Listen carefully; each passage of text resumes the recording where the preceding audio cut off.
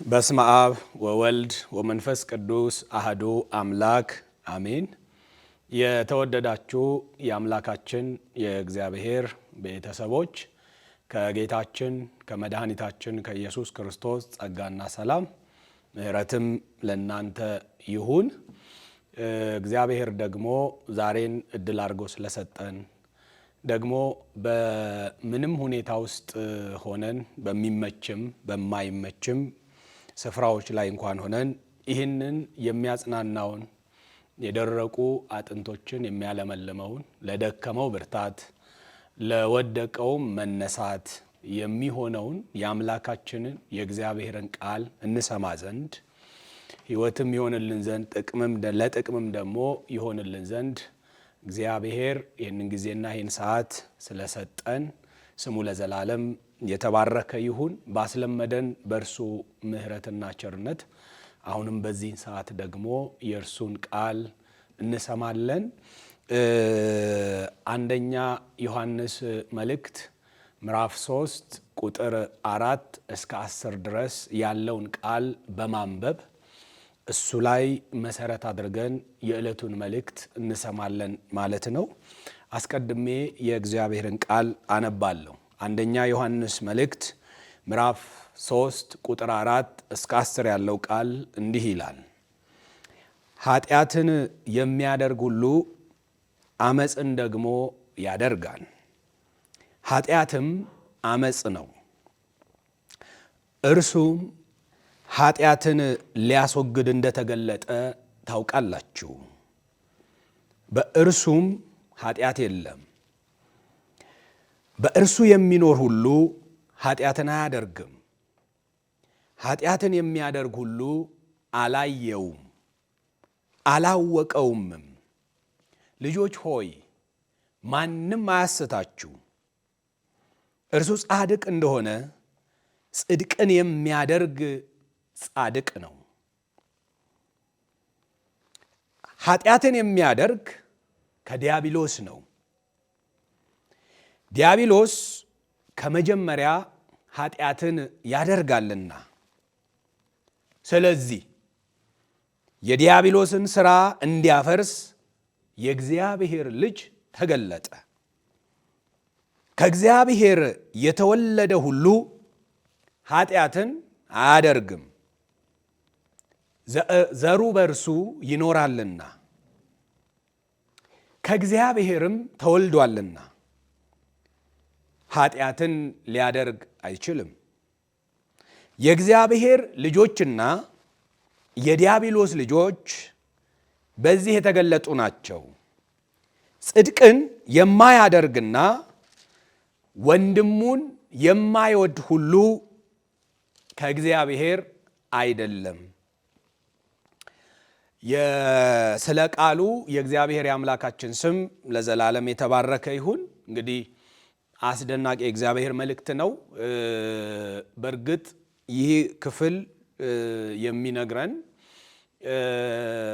ተግባራዊውን የክርስትና ኑሮ ነው። ምን ማለት ነው?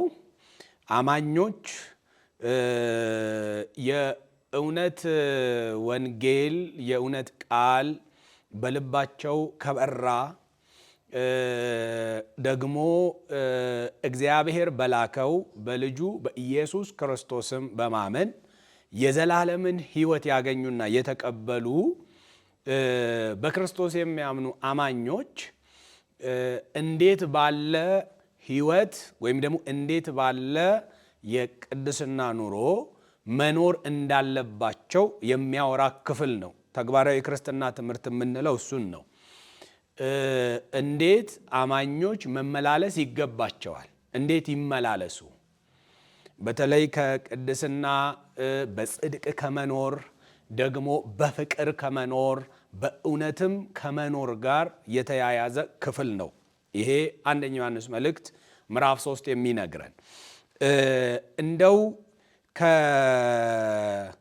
ከክፍሉ ርዕስ ለመስጠት እዛም ርዕስ ላይ ትኩረት ለማድረግ እንዲያመቸን እንደው በቀላሉ ክፍሉንም ለማስታወስ ይረዳ ዘንድ በቁጥር 8 ላይ ያለውን እንደ ርዕስ መያዝ እንችላለን። ደግሞ ለዛሬም የምንነጋገርበት ትኩረትም የምናደርግበት ይሄ ቃል ላይ ስለሆነ የእግዚአብሔር ልጅ የመገለጡ ዓላማ በሚል መያዝ ትችላላችሁ። የእግዚአብሔር ልጅ ተገለጠ ይላል። የእግዚአብሔር ልጅ የመገለጡ ዓላማ ለምንድን ነው የእግዚአብሔር ልጅ የተገለጠው የሚለውን ትኩረት አድርገን እዛ ላይ የዕለቱን መልእክት እንሰማለን ማለት ነው።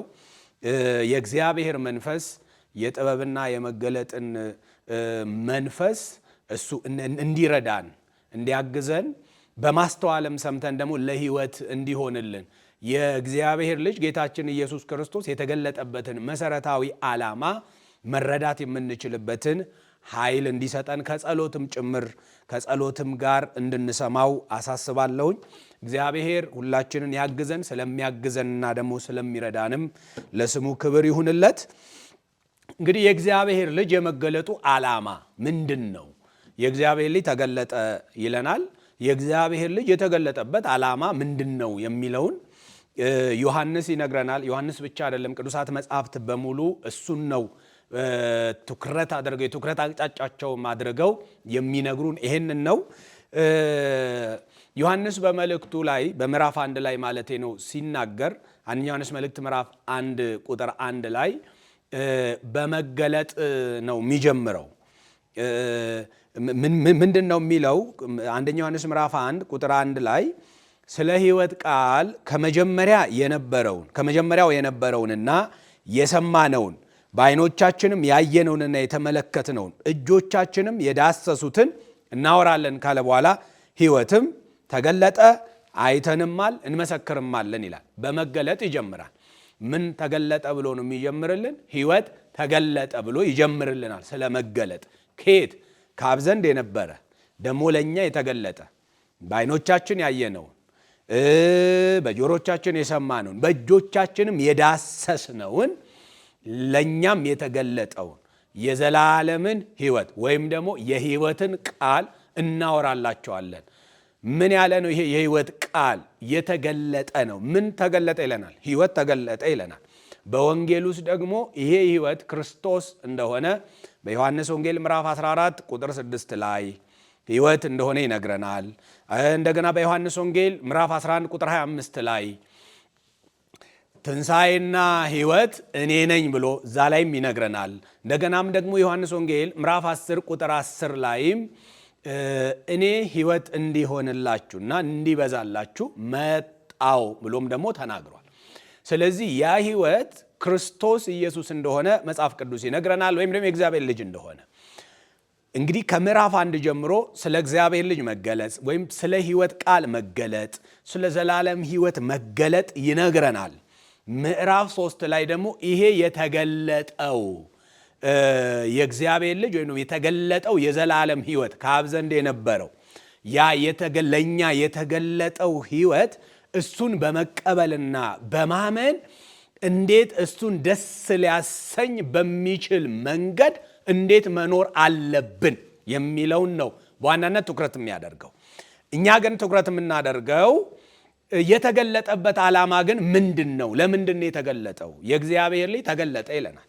የእግዚአብሔር ልጅ ተገለጠ። የእግዚአብሔር ልጅ ለምንድን ነው የተገለጠው? በቁጥር 5 ላይ እንዲህ የሚል ቃል እናገኛለን። ምዕራፍ 3 ቁጥር 5 ላይ እዚሁ ክፍል ላይ በአንደኛ ዮሐንስ ማለት ነው። እዚሁ ክፍል ላይ በምዕራፍ 3 ቁጥር 5 ላይ እንዲህ የሚል ቃል እናገኛለን። እርሱ ማለት የእግዚአብሔር ልጅ ወይም ደግሞ ጌታችን ኢየሱስ ማለት ነው። ኃጢአትን ሊያስወግድ እንደተገለጠ ታውቃላችሁ ይላል። እርሱም ማለት ጌታችን ኢየሱስ ክርስቶስ ኃጢአትን ሊያስወግድ እንደተገለጠ ታውቃላችሁ ይላል። እንግዲህ የሚጽፍላቸው ሰዎች ወይ ደግሞ ይሄ መልእክት የተጻፈላቸው አማኞች የእግዚአብሔር ልጅ ጌታችን ኢየሱስ ክርስቶስ የተገለጠበትን ዓላማ በትክክል ያውቃሉ ማለት ነው። የተገለጠበት ዓላማ ምንድን ነው? ኃጢአትን ሊያስወግድ እንደተገለጠ ታውቃላችሁ ይላል። አንደኛ ይህንን እንይዛለን። ቁጥር 8 ላይ ደግሞ ኃጢአትን የሚያደርግ ከዲያብሎስ ነው ይላል። ኃጢአትን የሚያደርግ ምን ማለት ነው? ኃጢአትን የሚያደርግ ኃጢአትን የህይወት ዘይቤው የሚያደርግ ወይ ደግሞ በኃጢአት ልምምድ ውስጥ የሚቀጥል ሁልጊዜ በኃጢአት እርካታ ውስጥ ገብቶ በኃጢአት እየረካ የሚኖር እርሱ ከዲያብሎስ ነው ማለት ወገንተኝነቱ ከዲያብሎስ ነው የሚለን። ኃጢአትን የሚያደርግ ከዲያብሎስ ነው ካለ በኋላ ዲያብሎስም ከመጀመሪያ ኃጢአትን ያደርጋልና ይልና ስለዚህም የዲያብሎስን ሥራ እንዲያፈርስ የእግዚአብሔር ልጅ ተገለጠ ይላል። ልብ በሉ ቁጥር 5 ላይ ኃጢአትን ሊያስወግድ እንደተገለጠ ታውቃላችሁ ይላል።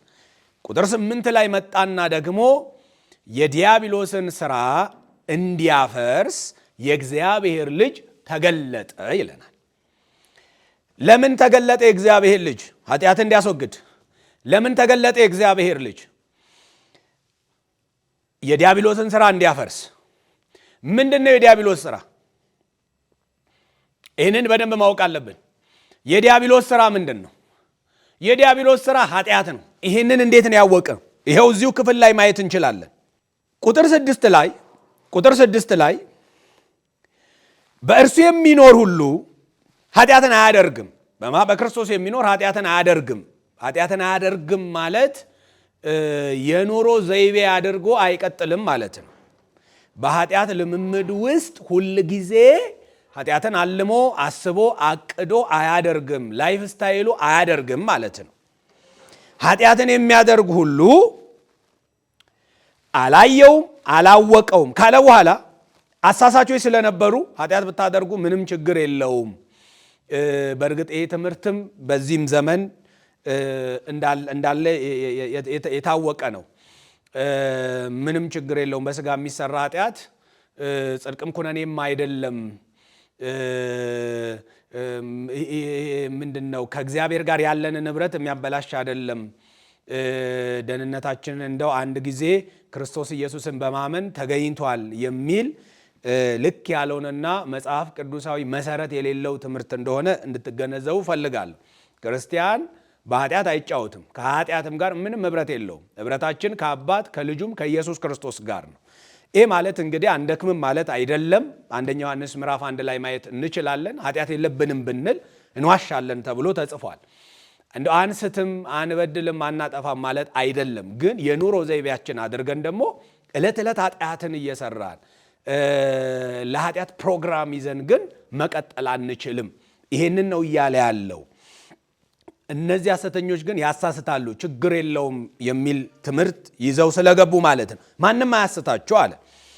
እርሱ ጻድቅ እንደሆነ ጽድቅን የሚያደርግ ጻድቅ ነው ካለ በኋላ ኃጢአትን የሚያደርግ ከዲያብሎስ ነው አለ። ልብ በሉ ቁጥር 8 ላይ ኃጢአትን የሚያደርግ ከዲያብሎስ ነው። ወገንተኝነቱ ከዲያብሎስ ነው። በክርስቶስ የሚያምን የእግዚአብሔር ወገን እንደሆነ የእግዚአብሔር ልጅም እንደተባለ እንደዚሁ የእግዚአብሔር ልጅ መገለጫው ጽድቅ እንደሆነ ኃጢአትን የሚያደርግ ደግሞ ከዲያብሎስ ነው። ምንም ከእግዚአብሔር ጋር ምን የለውም እያለን ነው፣ ኅብረት የለውም። አስተውሉ። ይሄ መልእክት የተጻፈላቸው አማኞች ናቸው። እንደው ያላመኑ ወደ ወንጌል እውነት ያልመጡ ሰዎች አይደሉም እንደዚህ የሚባልላቸው። እንደዚህ ይሄ የተጻፈላቸው ያመኑ ሰዎች ናቸው። ማስጠንቀቂያም ጭምር እንዲሆናቸው ስለሆነ የተጻፈው ማለት ነው። ምንድን ነው እያለን ያለው? ኃጢአትን የሚያደርግ ከዲያብሎስ ነው። ኃጢአትን የኑሮ ዘይቤ የሚያደርግ ከማን ነው? ከዲያብሎስ ነው። ወገንተኝነቱ ከማን ነው? ከዲያብሎስ ነው። ምንጩ ከማን ነው? ከዲያብሎስ ነው። ኅብረቱ ከማን ነው? ከዲያብሎስ ነው። ከእግዚአብሔር ጋር ምንም አይነት ኅብረት የለውም ማለት ነው። ምንም አይነት ኅብረት የለውም ማለት ነው። ይቀጥልና ዲያብሎስም ከመጀመሪያ ኃጢአትን ያደርጋልና ይላል። ልብ በሉ። ዲያብሎስም ከመጀመሪያ ኃጢአትን ያደርጋል። ዲያብሎስ ሰይጣን ከመጀመሪያ ኃጢአትን የሚሰራና የሚያደርግ ከሆነ የኃጢአትን ምንጭም እሱ ከሆነ ተንኮለኛና ክፉ እንደሆነ መጽሐፍ ቅዱስ ይነግረናል። እሱ ሐሰትን እንኳን ሲናገር ጌታ ኢየሱስ ክርስቶስ በዮሐንስ ወንጌል ምዕራፍ 8 ቁጥር 44 ላይ ስለ ማንነቱ ግልጥ አድርጎ ነግሮናል። ሐሰተኛ ነው። ሐሰትንም ሲናገር ከራሱ አመንጭቶ ነው የሚናገረው። ደግሞ የሐሰትም አባት ነው፣ ምንጭ ነው። ስለዚህ ኃጢአትን ያደርጋል። ከመቼ? ከመጀመሪያውኑ ኃጢአት የሚያደርግ ነው። ጌታ ኢየሱስ ክርስቶስ ደግሞ የዲያብሎስን ስራ አለው። የዲያብሎስ ስራው ምንድን ነው? ኃጢአትን ማድረግ ነው። ኃጢአትን ማድረግም ብቻ ደግሞ ሳይሆን ሰዎችም በዚህ ቁጥጥር ውስጥ በማስገባት የሱ ተባባሪዎች እንዲሆኑ የሚገፋም ጭምር ነው። ኃጢአትን በተመለከተ በቁጥር 4 ላይ አመፅ ነው ብሎናል። አመፅ ማለት ምን ማለት ነው? አለመታዘዝ ማለት ነው። ኃጢአት ምንድን ነው? አመፅ ነው። ኃጢአት ምንድን ነው? አለመታዘዝ ነው። ኃጢአት ምንድን ነው? ለእግዚአብሔር ፍቃድ አለመገዛት፣ አለመታዘዝ፣ እግዚአብሔር የተናገረውን አለማድረግ፣ አለመፈጸም ነው ኃጢአት። ለምሳሌ በዘፍጥረት 3 ላይ አዳምና ሚስቱ እንዴት እንደወደቁ ዝርዝር ነገር እናገኛለን። አዳምም ሚስቱም የወደቁት በምን ምክንያት ነው ካልን እግዚአብሔርን ባለመስማታቸው ነው።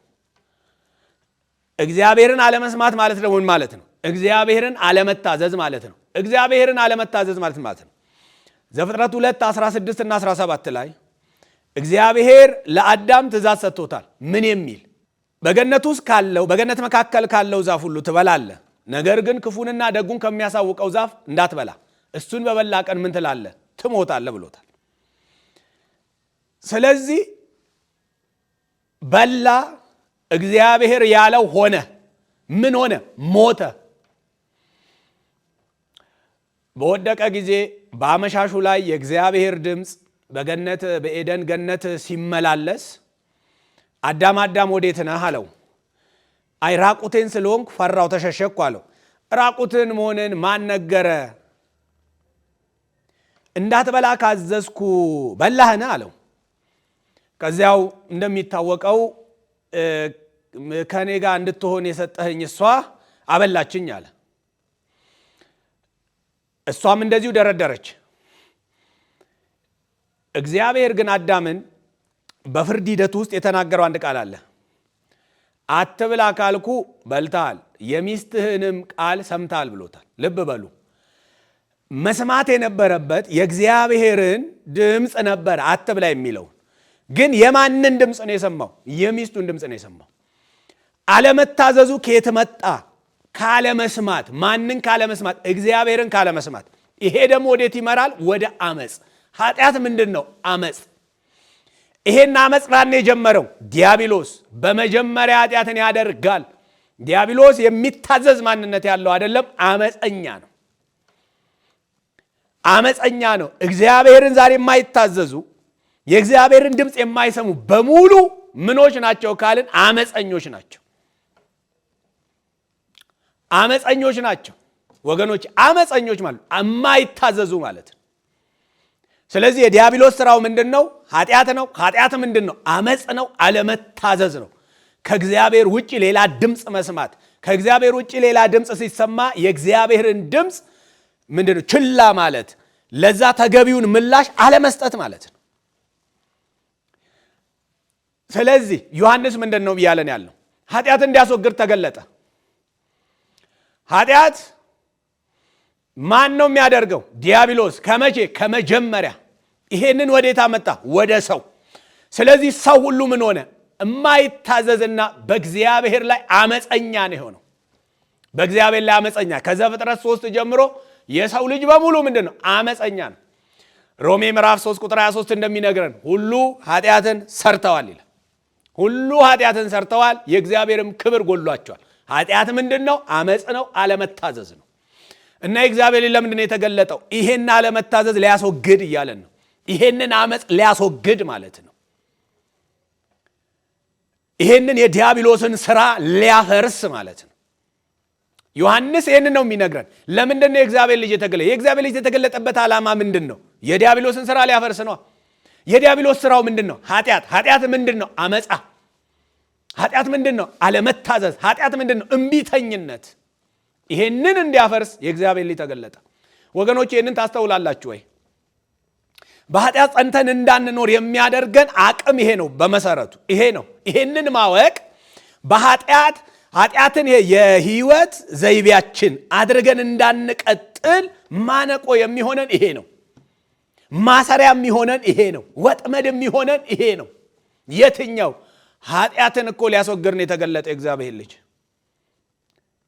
ኃጢአትን ሊያስወግድ ነው የተገለጠ የእግዚአብሔር ልጅ። ታዲያ ኃጢአትን ሊያስወግድ የእግዚአብሔር ልጅ ተገልጦ በምን አቅም ነው እኛ ተመልሰን በኃጢአት ጸንቶ ለመኖር ኃጢአትን የህይወታችን መገለጫ የኑሯችን መገለጫ አድርገን ዕለት ዕለት እየተለማመድን ልንኖር የምንችለው? በምን አቅም ነው? ሊኖረን አይችልም ወገኖች፣ ሊኖረን አይችልም። ኃጢአት ክፉ ባሪያ ነው። የኃጢአት ባሪያዎች ነበርን። ክርስቶስ ኢየሱስን በማመናችን ከዛ ባርነትና ስራት ነፃ ወጥተናል። እግዚአብሔር ይመስገን። ኃጢአት በእኛ አይሰለጥንም። አሁን በእኛ የሚሰለጥነው የእግዚአብሔር ልጅ ጌታችን ኢየሱስ ክርስቶስ ነው። ክርስቶስ ኢየሱስን በማመን ወገኖች የኃጢአት ባሪያዎች አይደለንም። ክርስቶስ ኢየሱስን የማያምን ማንም ሰው ቢሆን የኃጢአት ባሪያ ነው። ከኃጢአት አርነት አልወጣም። ልጁ አርነት አላወጣው። በስራት ውስጥ ነው ያለው። የዲያብሎስ ባሪያ ነው። የጨለማው ገዢ ነው በእርሱ ላይ የነገሰው። በክርስቶስ ኢየሱስ ባመነ ጊዜ ግን ከዚህ እስራት ሁሉ ነፃ ይወጣል፣ ይፈታል። ለምን ካልን የእግዚአብሔር ልጅ የተገለጠው ለዚሁ ስለሆነ ኃጢአትን ሊያስወግድ ነው የተገለጠው። የሰው ልጅ መሰረታዊ ችግር ምንድን ነው? ኃጢአት ነው። ሰውን ከእግዚአብሔር ክብር ያሳነሰው ምንድን ነው? ከእግዚአብሔር ክብር የጣለው ምንድን ነው? ከእግዚአብሔር መገኛ ፊት የሰውን ልጅ የጣለው ምንድን ነው? ኃጢአት ነው። ምንም አይደለም ወገኖች፣ ኃጢአት ነው። ሰው በእግዚአብሔር ፊት በክብር ኖሮ ከእግዚአብሔር ጋር ሰላማዊ ህብረት እንዳይኖረው ያደረገው በሰውና በእግዚአብሔር መካከል ያለውን ጤናማ ግንኙነት ያፈረሰው ምንድን ነው? ኃጢአት ነው።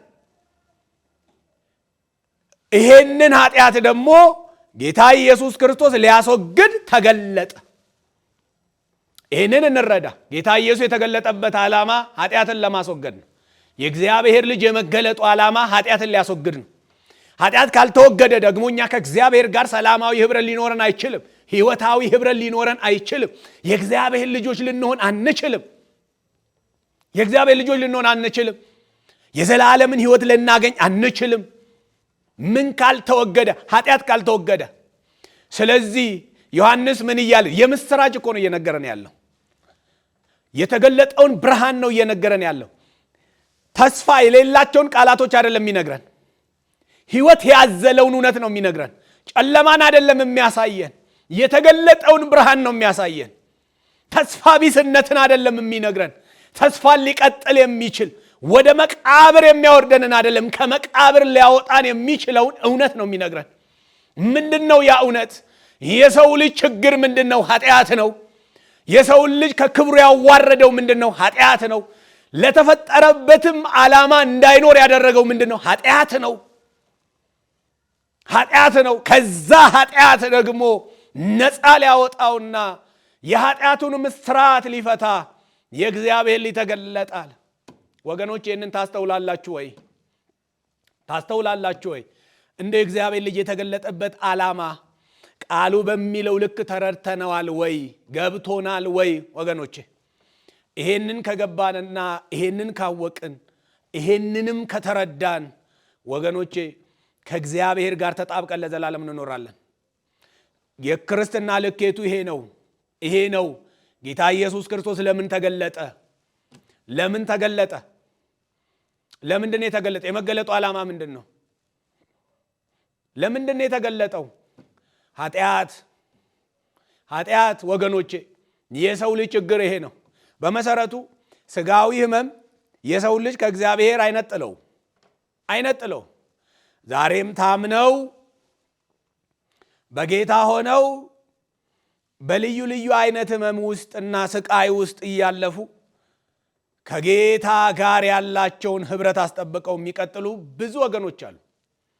ስለዚህ የተገለጠበት ዓላማ አይደለም ማለት ነው። የተገለጠበት ዓላማ ይህ አይደለም ማለት ነው። ጌታ ኢየሱስ አይፈውስም አይደለም፣ ይፈውሳል።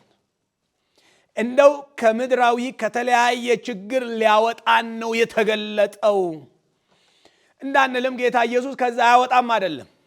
ግን ዋናው ዓላማ ውስጡ አይደለም።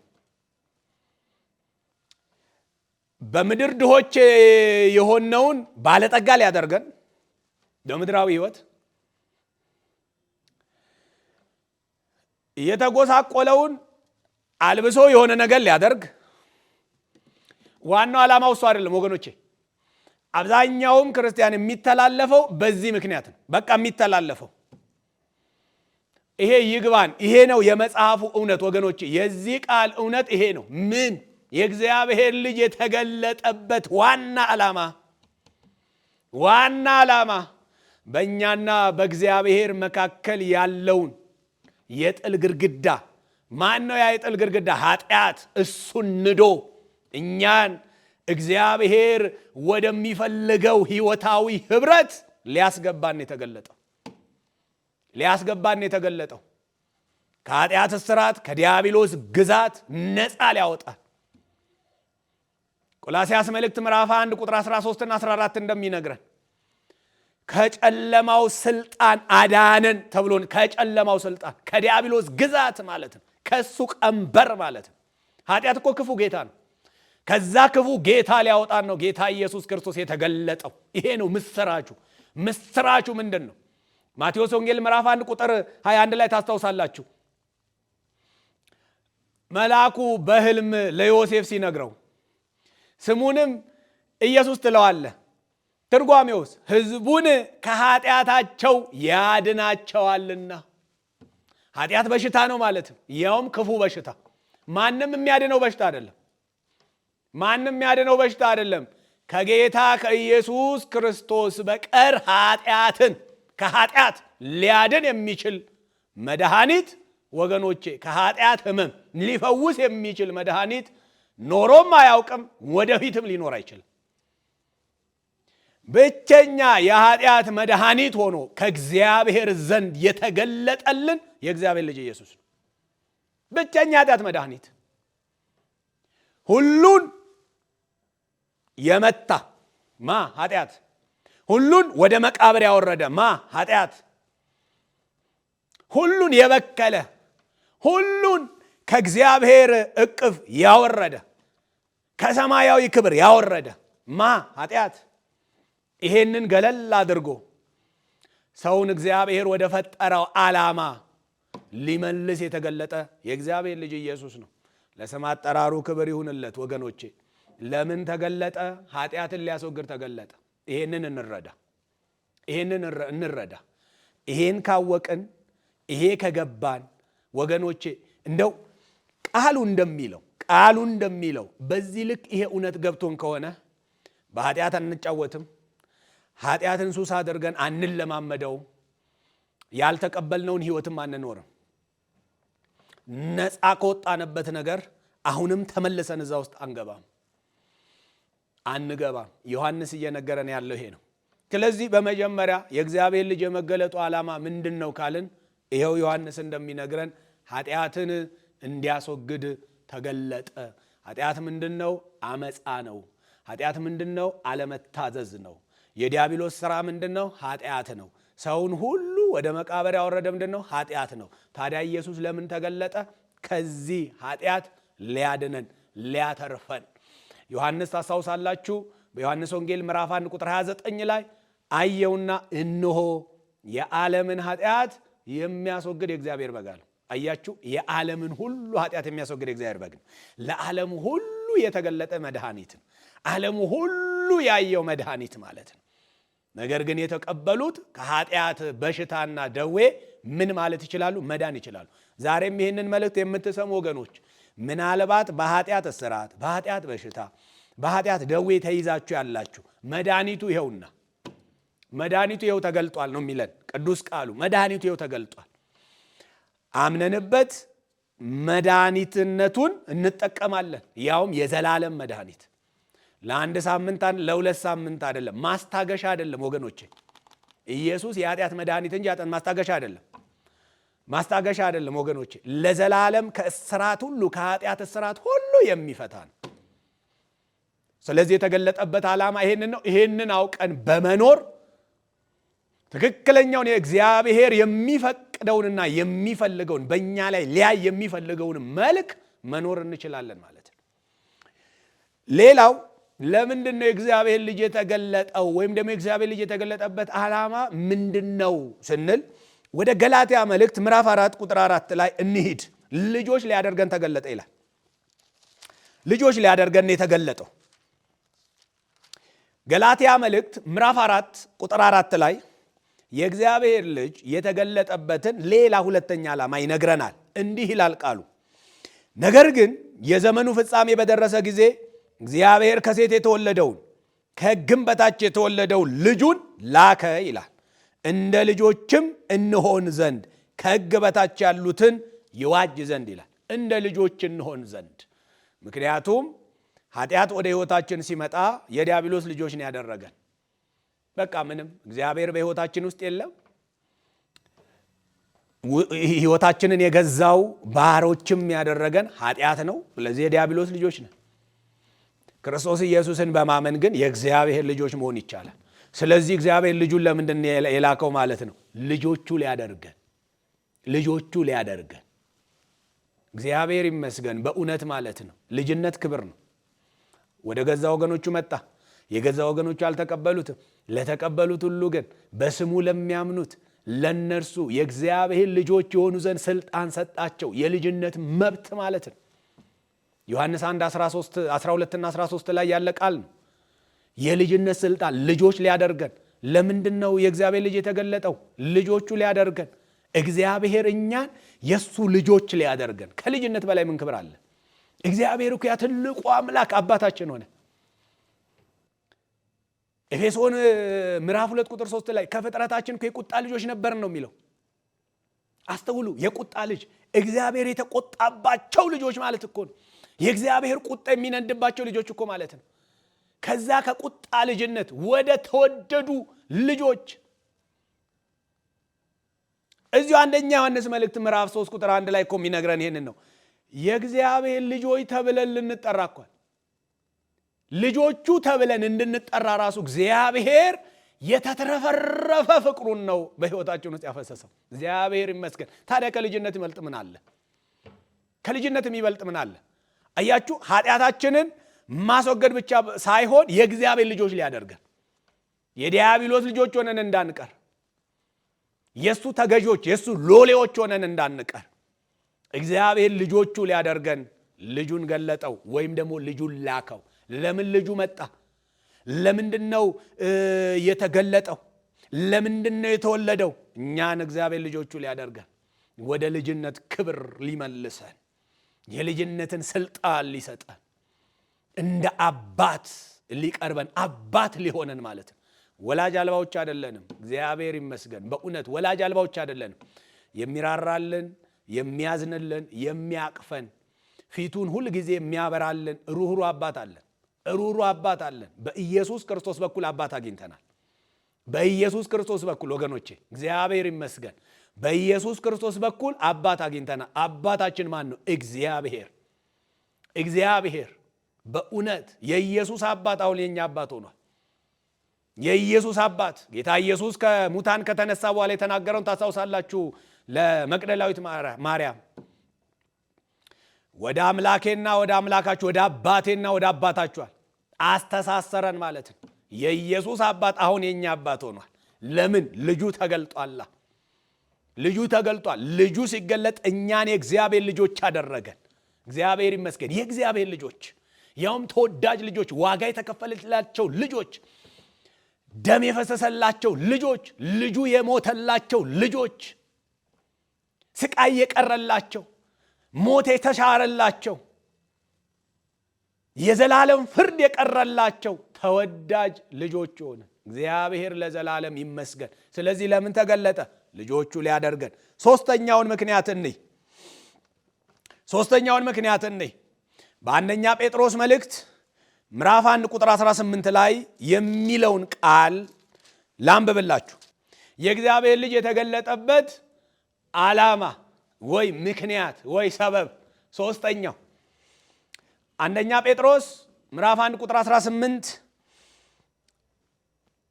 እስከ 19 ከአባቶቻችሁ ከወረሳችሁት ከከንቱ ኑሯችሁ በሚያልፍ ነገር በብር ወይም በወርቅ ሳይሆን ነውርና እድፍ እንደሌለው እንደ በግ ደም በክቡር የክርስቶስ ደም እንደተዋጃችሁ ታውቃላችሁ ይላል። እንደተዋጃችሁ ታውቃላችሁ።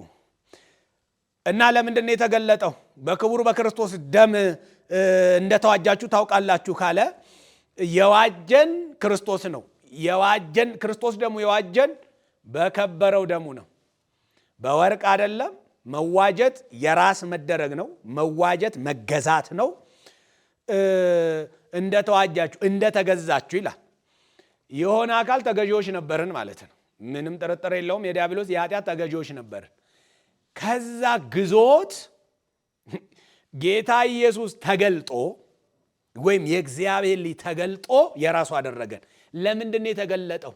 እኛን ከነበርንበት ግዞት ከነበርንበት የጨለማ አገዛዝ የራሱ ሊያደርገን።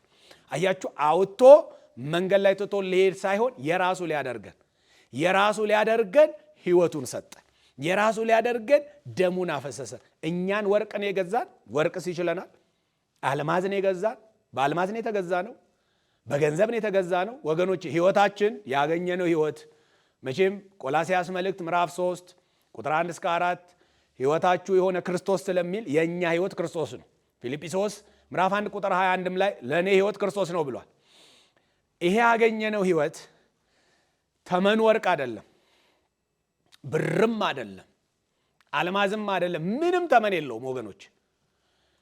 እኛ የተገዛ ነው በክቡር በክርስቶስ ደም ነው። የተዋጀ ነው። ስለዚህ ለምንድን ነው የተገለጠው? ሊዋጀን ነዋ፣ ሊገዛን ነዋ። ከቀንበር በታች ነበርን። ጌታ ኢየሱስ የተጣራውን ጥሪ ታስታውሳላችሁ። ማቴዎስ ወንጌል ምዕራፍ 11 ቁጥር 27 ላይ እናንተ ደካሞች ሸክማችሁ የከበደ ወደ እኔ ኑ አለ። ኃጢአት ያጎበጣችሁ እኮ ማለት ነው። ከቀንበር በታች የምትኖሩ ማለት ኑ፣ እኔ አሳርፋችኋለሁ አለ። የኔ አደርጋችኋለሁ አለ። ስለዚህ የእሱ አልነበርንም፣ የሌላ አካል ነበርን፣ የዲያብሎስ ነበርን፣ የኃጢአት ነበርን ማለት ነው። ስለዚህ ዋጀን። ከዛ ሊዋጀን የራሱ ሊያደርገን ምን አለ? ተገለጠ ማለት ነው። ይሄ ሶስተኛው ምክንያት ነው። አራተኛውና የመጨረሻው የእግዚአብሔር ልጅ የተገለጠበት ዓላማ እግዚአብሔር ከኛ ጋር ሊሆን እግዚአብሔር ከኛ ጋር ሊሆን ስለፈለገ እኛን ከሱ የለየውን ኃጢአት አስወግዶ ከኛ ጋር ሊኖር ከኛ ጋር ሊሆን ስለፈለገ ነው የእግዚአብሔር ልጅ የተገለጠው። አማኑኤል የሚል ቃል እናገኛለን። የማቴዎስ ወንጌል ምዕራፍ 1 ቁጥር 22 እስከ 23 በነቢይ ከጌታ ዘንድ እነሆ ድንግል ትጸንሳለች፣ ወንድ ልጅንም ትወልዳለች፣ ስሙንም አማኑኤል ይሉታል። ትርጓሜውም እግዚአብሔር ከኛ ጋር እንደሚል። እግዚአብሔር ከኛ ጋር ሊሆን ፈልጎ ልጁን ገለጠ። ልጁ ለምን ተገለጠ? እግዚአብሔር ከኛ ጋር ሊሆን። ቃልም ሥጋ ሆነ ጸጋንና እውነትንም ተሞልቶ በእኛ ወይም ደግሞ በመካከላችን አደረ። ምን ማለት ነው? በመካከላችን አደረ፣ ድንኳኑን ተከለ ማለት ነው። ኢየሱስ ከእግዚአብሔር ጋር የሆንበት አማኑኤላችን ነው፣ ወይ ደግሞ ሚስጥራችን ነው። እግዚአብሔር ከኛ ጋር ነው እያለ ያለ። እግዚአብሔር ከኛ ጋር የሆነበት ምክንያቱ ክርስቶስ ነው። አማኑኤል ምን ነው? እሱን ነው። እግዚአብሔር ከኛ ጋር ነው የሚለው። ልብ በሉ። እግዚአብሔር ከኛ ጋር መሆን ፈልጓል ማለት ነው። እግዚአብሔር ከኛ ጋር መሆን ሲፈልግ የከለከለው ድንበር የሰራው ምንድን ነው ካልን ኃጢአት ነበር። ስለዚህ ልጁን ልኮ ኃጢአትን አስወገደና እግዚአብሔር ከኛ ጋር ሆነ። አሁን በእኛና በእግዚአብሔር መካከል ድልድይ የለም፣ መካከለኛ አለ። መካከለኛውም ሰው የሆነው ክርስቶስ ኢየሱስ ነው። ክብር ለስሙ ይሁን። ወገኖቼ እኛን ኃጢአት ከእግዚአብሔር ለየን።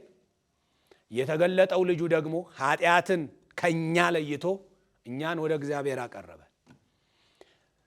ስለዚህ ይህንን መልእክት የሰማችሁ ይህንን መልእክት በዚህ ሰዓት የምትመለከቱ ሁላችሁ የእግዚአብሔር ልጅ ለምንድን ነው የተገለጠው? የተገለጠበት ዓላማ እንደው ገብቶኛል ወይ ተረድቻለሁ ወይ የሚለውን ነገር እንድናስብበት ነው እግዚአብሔር ይህንን መልእክት ወደ ልባችን ያቀረበልን ማለት ነው። ለምን ተገለጠ? ኃጢአትን ሊያስወግድ ወይም የዲያብሎስን ሥራ ሊያፈርስ። ለምን ተገለጠ? ልጆቹ ሊያደርገን። ለምን ተገለጠ? ሊገዛን፣ ሊዋጀን፣ የራሱ ሊያደርገን። ለምን ተገለጠ?